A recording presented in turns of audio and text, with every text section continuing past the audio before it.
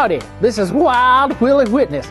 Jesus told a story about a man. He was a farmer. He had two sons. One of them was younger and one of them was older. Well, the younger son came to him and said, Daddy, I'm sick and tired of this farm.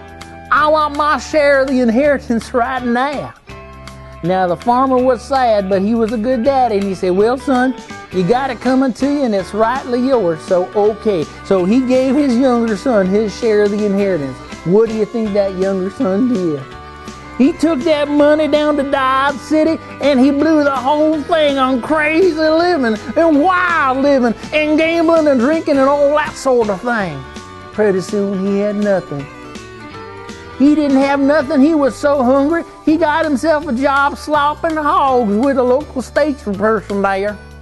And do you know what happened? He said to himself, well, I'm worse off than I've ever been. I might as well go back to my daddy and ask to be one of his servants. So that's what he did. And so he's heading down the road toward his daddy. And while he was still a long way off, his daddy saw him and got compassion and ran to him and embraced him and throwed a big hole down for him because he came home. Now maybe you're like that younger son.